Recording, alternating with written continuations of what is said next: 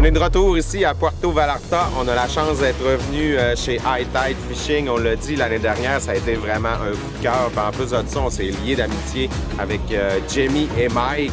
On a la chance ce matin d'être revenu à l'endroit qu'ils appellent le phare. On était ici avec l'année dernière avec Pierre-Luc. On avait pris beaucoup de roosters. On se croise les doigts pour avoir une session de pêche comparable à l'année dernière. On voit présentement en avant, il y a des jacks. Puis je pense qu'on a déjà un poisson sur les lignes. Hey! On vient tout juste d'arriver. Ah ouais! Vas-y! J'ai Louis-Francis qui est avec nous pour ce voyage-ci. Ça fait même pas eu le temps de te crémer! Ah non. Donc, c'est parti, notre première grosse journée de pêche ici. Yes, sir, mon ami! Yes! Enfin!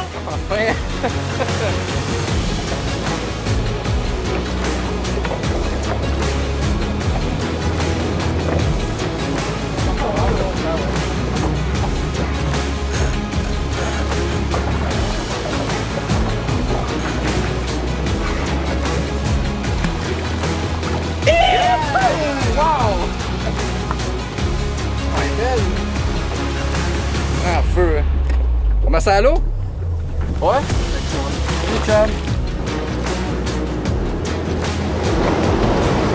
À mon tour, maintenant, j'ai juste eu le temps de faire 3 ou 4 lancers. Un poisson sur les lignes. Puis on voit en avant aussi un rond de poisson à pas. Il y a vraiment de l'action. On commence ça en feu ce matin. On ne pouvait pas demander mieux. Yeah! On est de retour ici au Mexique, à Puerto Vallarta, pour une autre belle aventure. Puis notre but, c'est sûr, ça serait de réussir à avoir des gros poissons, peut-être même espérer mettre la main enfin sur un marlin, un poisson qui est extrêmement difficile à prendre. Mais on a comme but d'aller coucher au large pendant 2 jours, vraiment faire une nuit sur l'océan, espérer de tomber sur des beaux poissons, des gros poissons. Puis en attendant, aujourd'hui, on a une journée de pêche devant nous qui va être certainement incroyable.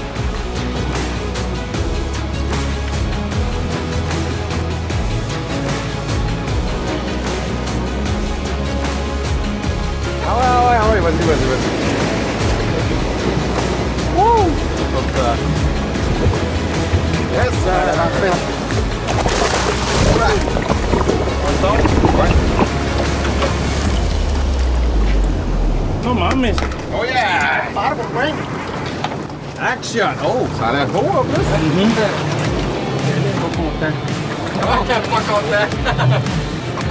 Un autre petit bonito à dents. On va garder ça pour manger. Il porte très bien son nom, un bonito à dents. Tu mets ton doigt? C'est ce que j'allais dire.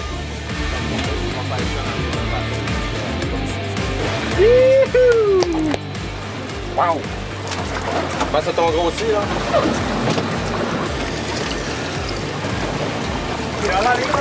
Yeah! Wow!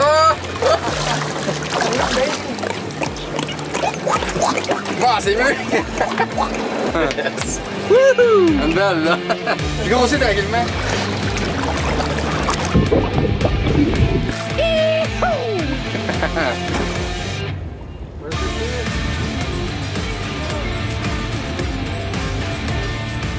La journée a très bien commencé ce matin avec plusieurs prises, mais c'est tombé un peu tranquille, c'est plus difficile. L'eau est froide. Jamie, tantôt, me disait que c'est rare qu'il voit l'eau à cette température-là. On parlait de 66, 67 degrés, tandis qu'on cherche plus une température peut-être qui frôlerait les 80. Par contre, les gars mettent vraiment tous les efforts. Depuis ce matin, on essaye toutes les techniques. Puis si demain la température le permet, on est parti coucher au large. Ouais, ça s'enligne bien pour ça.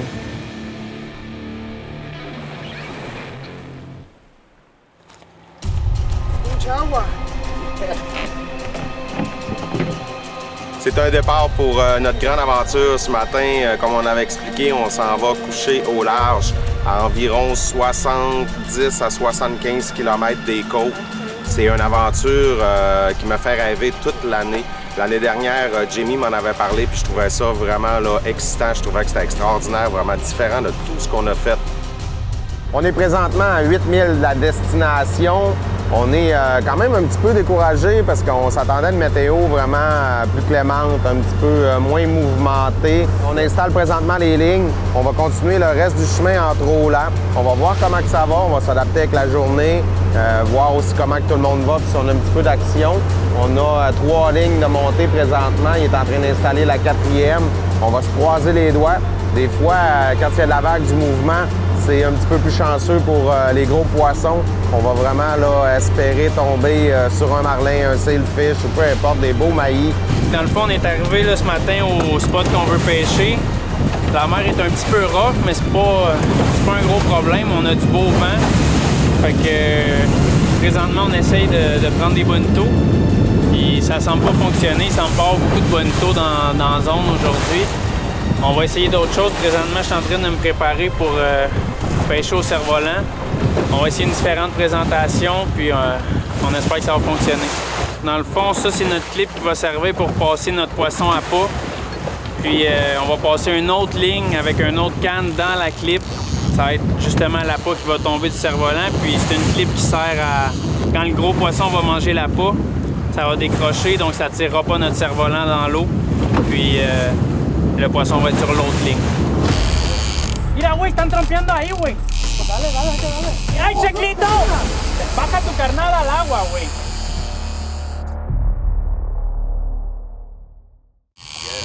Mira, güey, están trompeando ahí, güey. Dale, dale, dale. ¡Ay, Checlito! Baja tu carnada al agua, güey. OK, ça prend quelqu'un qui casse avec le stick bait. Ici, en arrière de moi, le stick bait sont toutes les bords. Il y a des tons de tous les bords. Toutes les bords, en arrière, en avant, il y a des tons partout.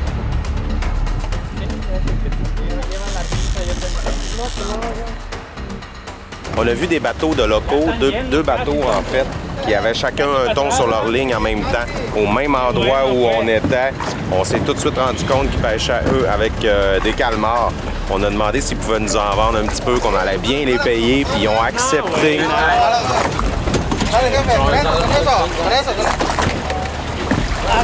Allez, gracias! On a échangé un 6-pack de bière, 6 canettes contre des calmars. Maintenant, on est bien équipés. On va aller s'installer. On va se croiser les doigts. J'ai vu le thon dans ce bateau-là. Ça va être notre tour. On va en avoir un aussi. C'est parti. Ça va de mieux en mieux aujourd'hui.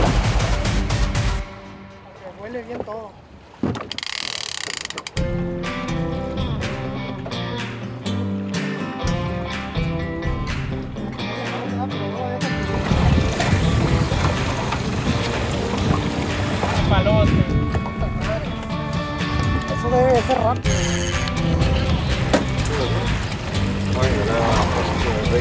On est déjà rendu à l'heure du souper. Il nous reste environ 2 heures de clarté. On n'a toujours pas de poisson de prix aujourd'hui. On a quand même essayé plusieurs méthodes. On a pêché à la traîne, on a jigué un peu aussi. Présentement, on est toujours avec le kite fishing, avec la pêche au cerf-volant. 2 fois, on s'est fait manger la moitié de notre leurre, mais le thon n'a pas pris l'hameçon. C'est sûr que c'est une journée qui est un petit peu plus difficile au niveau des prises. On va continuer de pêcher encore jusqu'à temps que le soleil se couche. Après ça, on va aller s'ancrer derrière la roche. On va tendre quelques lignes pour la nuit, espérer peut-être qu'on attraperait des snappers. Puis demain, bien, on a une journée complète qui s'offre à nous. Puis on va se croiser les doigts vraiment pour sortir soit un thon monstre ou sinon peut-être même avoir la chance d'avoir un sailfish ou un marlin.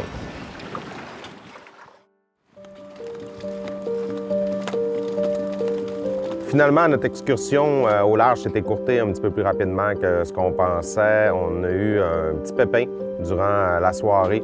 La corde s'est rompue, on a perdu notre ancre. On s'est donc ramassé un petit peu à la dérive. On a pris la décision de rentrer. On n'avait pas vraiment d'autres options. On est arrivé aux petites heures du matin au lodge, à la Hacienda Maria Elena.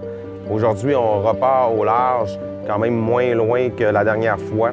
Mais on y va vraiment pour les gros poissons. On va y aller pour de la pêche à la traîne. On va essayer d'avoir peut-être un marlin, un sailfish ou tout poisson qui pourrait se présenter. C'est une semaine qui est un petit peu plus difficile que la normale, avec l'eau brouillée, avec l'eau froide aussi, avec les grands vents tous les jours. Mais on va en profiter jusqu'au bout. Aujourd'hui, on a encore une belle grande journée devant nous. Puis je pense que ça va fonctionner. On veut vraiment finir ce voyage-là en beauté. C'est pas tous les jours qu'on a la chance d'avoir des signes évidents, des oiseaux, des appâts en surface. Aujourd'hui, c'est un petit détail qui fait qu'on a trouvé notre premier maillis. C'est un courant qui rencontre un autre courant, puis ça fait une ligne où il y a plusieurs débris. Ces débris-là servent de maison pour les mini-poissons à pas que les maillis viennent manger, que les espadons viennent manger. Puis on va travailler tout le long de ce courant-là pour au moins quelques heures.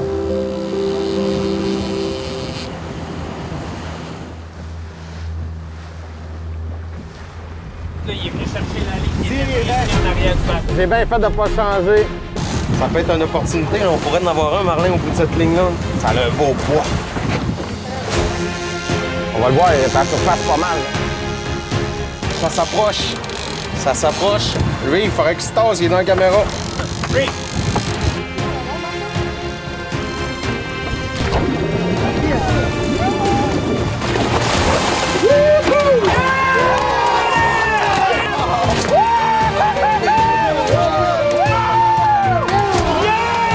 On met ça le côté de ça. Wow, le bleu, hein? Yeah! High Tide Fishing, Puerto Vallarta! La place!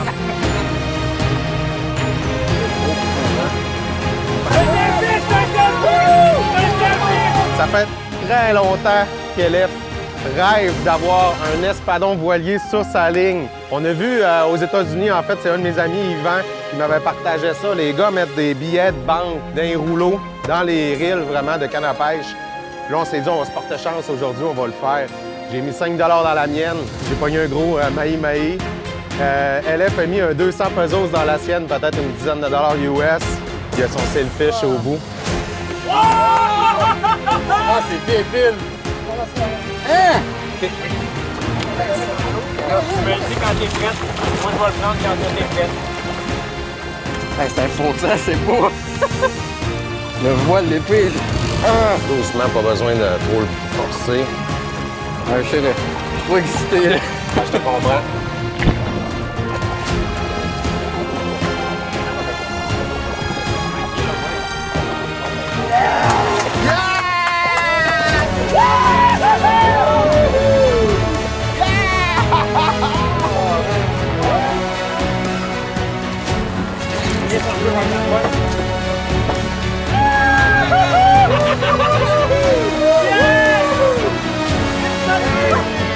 On va s'assurer de faire un beau release rapide, que cet animal-là reste vivant et en santé, pour qu'on puisse faire vivre des rêves à d'autres personnes encore.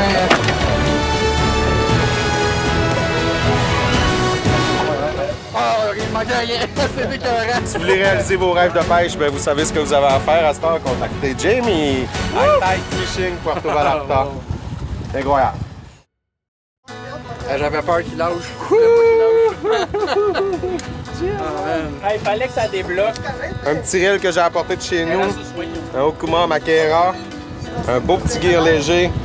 LF a eu le droit à un beau combat là-dessus. Et ce que Dan ne dit pas, puis il sait pas, c'est que Ramon il a réussi à sauver le bill, fait que je pense que c'est rendu à Ramon. Fait que je pense que ce 200-là est à Ramon. Ah ouais? Ah ben, On va essayer de le repogner dans l'eau. Il a laissé sortir, il l'a pogné, puis il a pogné le poisson. oh, c'est bon, c'est bon! Oh, yeah. Pas prêt, bro. Oui.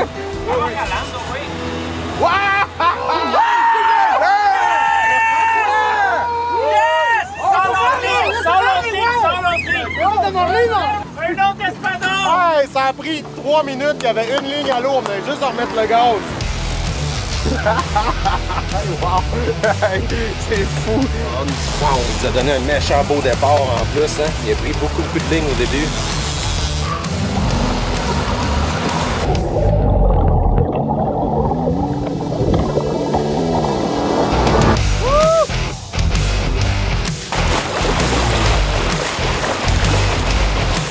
Un en arrière de l'autre, 2 sailfish, tout de suite en arrière.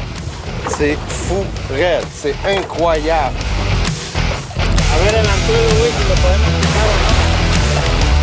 Mais non, c'est incroyable, hein?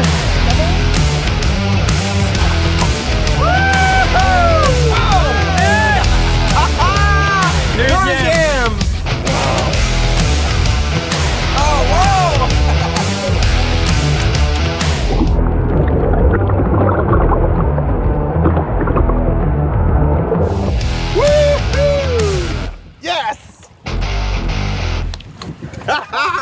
ça s'appelle Remora. C'est bien drôle. Ben oui, hein? Spécial, hein? Ça bouge. C'est comme une censure, là. Mais... On va toujours en apprendre. Thank you. Gracias.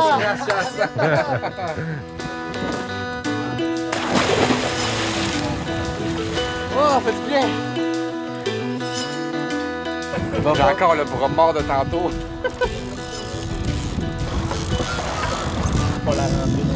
C'est bon. Hey, on est-tu gâtés, Relève? Aujourd'hui, on parle de porc! J'ai plus de mots. Je capote. Hey, j'ai...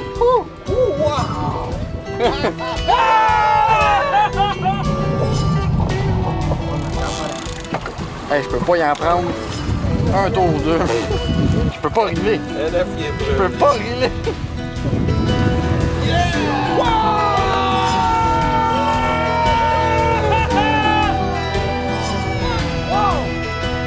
Un géant!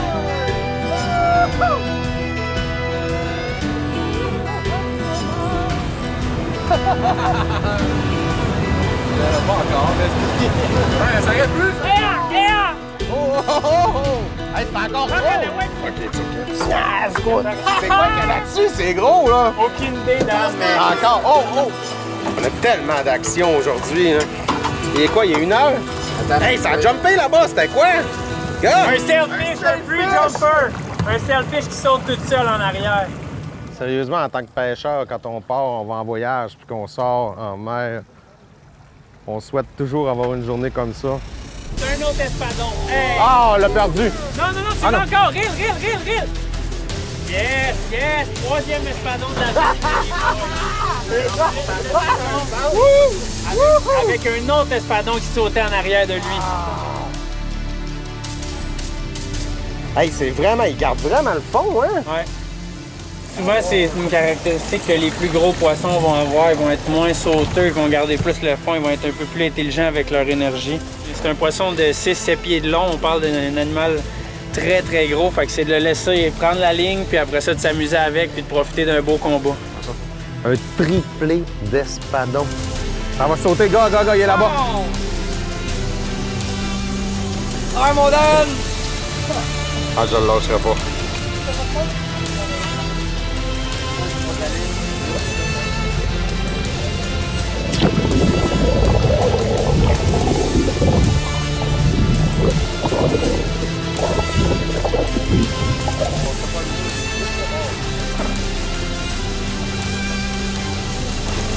Celle-là, on peut l'enlever.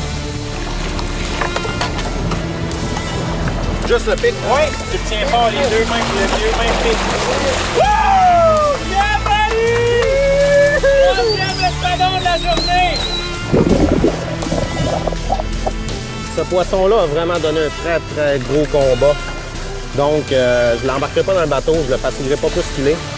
On va simplement le laisser aller. Je pense qu'il l'a mérité. Vous pouvez voir la voilure, c'est magnifique. Wow! On est prêt?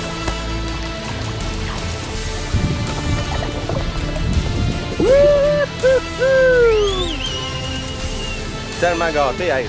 Il y a des gens qui peuvent courir après ce poisson-là toute leur vie. Comme justement 7 fois. Louis-François se disait, il a voyagé 7 fois pour l'avoir.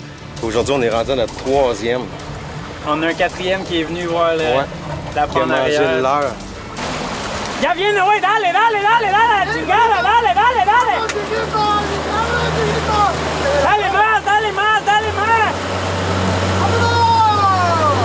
Ahí está, güey. ¡Wow! Yeah, buddy! Woo! Yes!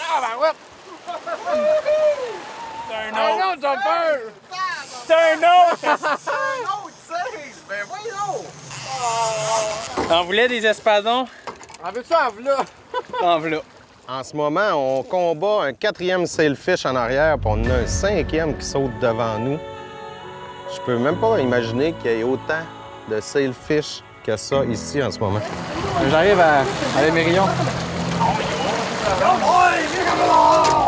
Moi, je suis rendu, les gars. Je sais pas, j'ai le goût d'essayer, moi, ça, de le prendre. Ah oui, c'est sûr, c'est sûr. Avec la guinée. Hop, wow! Yes! Good job! Yes!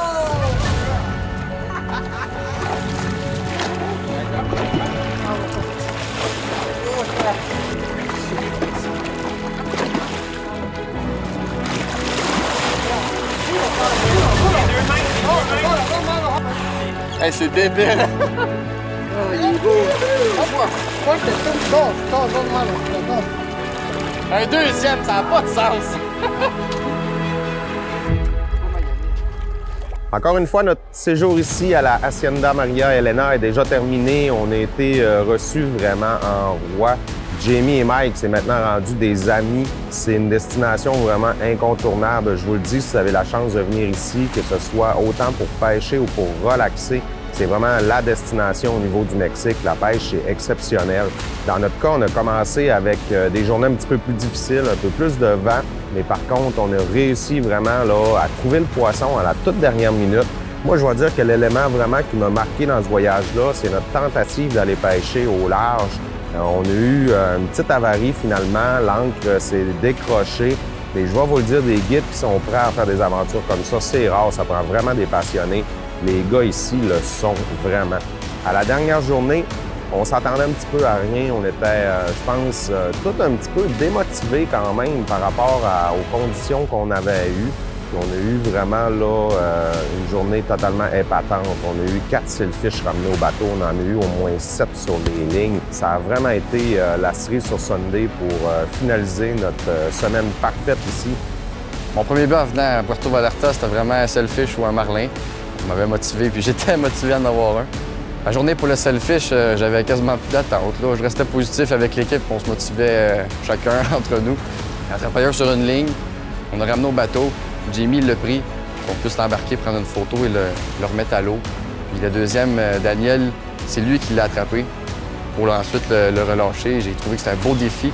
J'ai eu la chance de le faire la deuxième fois. C'est vraiment différent. Prendre son poisson, le voir sur le bord, le toucher en premier, j'étais sans mots. L'émotion était là. J'ai fait 6 voyages pour avoir un sailfish. C'était mon 7e, ça a porté fruit.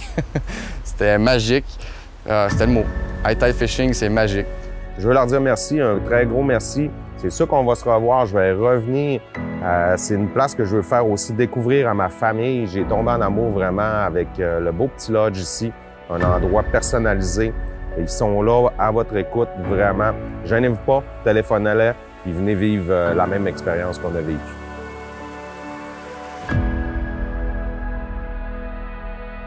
On vient juste d'apercevoir une tortue qui est prise dans des cordes. On va aller donner un coup de main. Ça, va-t'en, ma belle! C'est parti! Quand c'est rendu le caméraman qui est sur la canne à pêche, là, c'est qu'on est dans l'abondance. Wouh! 3e gros maillis de la journée. Incroyable! Après 4 espadons.